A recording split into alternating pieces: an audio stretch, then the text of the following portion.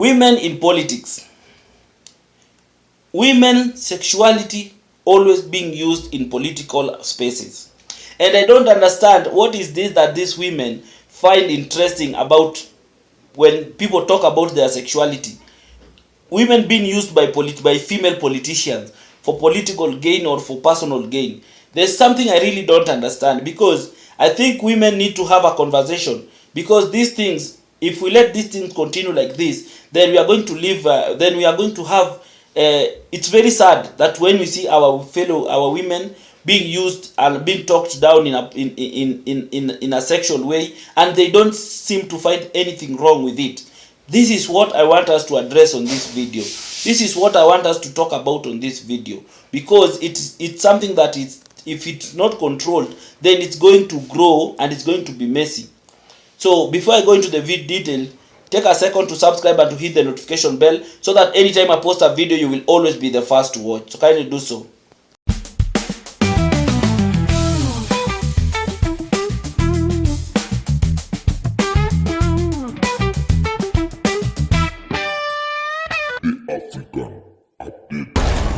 This is going to be an open conversation. I don't want to speak much about it, but it's an open conversation. So I just want to show you a video of Sabina Chege, how he was being addressed, and then a video of Orwoba saying all these kind of things. And we have not even seen it from this politician. We have members of women rep from Nyanza talking. When they talk in a more sexual way. They talk in a, like, so many, they use very sexual terms in terms of when they are, say, campaigning or when they are talking to people. And we wonder, is this the kind of politics that women propagate? Women politicians, female politicians, is this the kind of politics that they propagate? So I just want you to listen to these few audios, and then we'll come back, we'll dig a deeper analysis into this. Mimi nitawashikilia na shilingi 1200 na Mungu awabariki sana. Huyu mama ako sawa, si sawa? Ako sawa. Hata vile alivyo akipinduka mnafurahi siku zote. Wapi vikelekele huyu mama? Huyu mama akiwa kwa kitandani si unalala kabisa Ukaamuka kesho ingine, sio? Atoshi. Hiyo ndio mambo tunataka kusema. Situmuite kijana mwingine kutoka kule Kisumu. Nyinyi mnapendwa kama Wakenya. Mshangilie huyu mama tena. Sex in exchange for trips. We have seen politicians of high standing being told to turn around so that their behinds can be seen. We saw it the other day. The women in parliament are suffering. Take it from me. They are having to do things that they would otherwise not even speak up in public. All this sex for work nonsense. I'm not going to make it easy for criminals, rapists. Don't you want to know who has been traveling? Where they have been going? Who they have been going with? How much they have been spending? How come all the time you're always traveling with so and so? And are you an expert in agriculture, security, sexual rights and reproductive health? Are you an expert in everything, such that any trip that comes, you're the only person who can represent the Senate? Why is that a secret? Yet it is taxpayers' money. Because in that travel report, you can then be able to analyze the data and ask yourself, is Karen Nyamu an expert in everything? Ikifika mahali ambapo mpaka mwanasiasa kama yule Sabina Chege is not a first timer. Ikifika mahali kama yeye anapata hiyo pressure, mpaka anaambiwa mbele ya watu pinduka, na anajipata amepundika, unafaa ujiulize haswa ni nini hiyo inawafanya wanaogopa mpaka wanafanya vile vitu wanafanya. Anaweza kuambiwa kitu ya kwanza, kabla nikupe hiyo ofisi, hebu kwanza wewe ni mrembo, fanya hivi. Unanielewa? Hiyo anakubali. Ya pili anakubali. Ya tatu, by the time amefika pale mbele ya watu anaambiwa penduka, vitu vingi vimefanyika huko nyuma. In fact, it is so rampant within the staff. When I mean the staff is, we have staff members who are working for us there. And if they can do this to a senator, can you imagine an administrator trying to say that my boss tried to, put sexual advances and said if I want to travel, maybe I have to do ABCD? They cannot. It is a culture of silencing anyone who imagines that they can call it out. So it's rampant, it's there. I urge you to speak to the likes of Martha Karua and veteran politicians who have been in that house. They will tell you. It's not. I am not speaking from nowhere. It is there. And it has to be addressed. We don't have, I even asked the leadership to put a sexual harassment policy and safeguarding measure. For instance, I am reporting someone, but I'm reporting him to himself. How is he going to take action against himself? They don't even have a policy. There's no sexual harassment reporting, mechanism. There's no safeguarding of victims.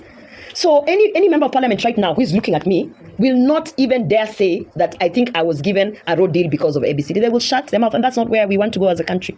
Yeah. You have listened to all those women and what they have said. So this issue of women being used sexually for personal gains or other things, these things are things that have been happening. And I wonder, you are a member of parliament, you are a member of NIN, you already have a salary. What is this thing that is making you to give up whatever your sexuality for some personal gain? What is this personal gain that is so important that you can lose your dignity in front of it? So these things have continued. These things is not just started now. It has always been there.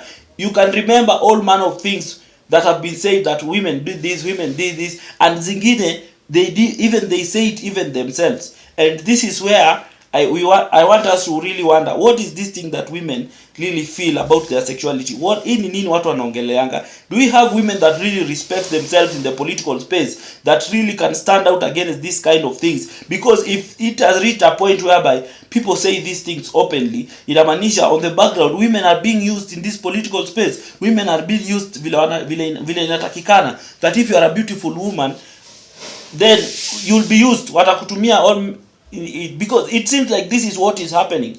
You get? Because for someone like Orwoba to come out and say these things, and he has always been consistent. He was even consistent when he was a member of parliament, when he was before atolewe kwa kiti yake. He has always been consistent. So it seems like this is the norm. This is the norm, that male politicians use female politicians vile wanataka. But why is the female politician silent? Why are they not speaking out? Because this is not right. This is wrong by any means. Either way, the way you see it, it is just not acceptable. So women need to be in a space whereby they are not judged by the character of their sexuality, but the character of their brain.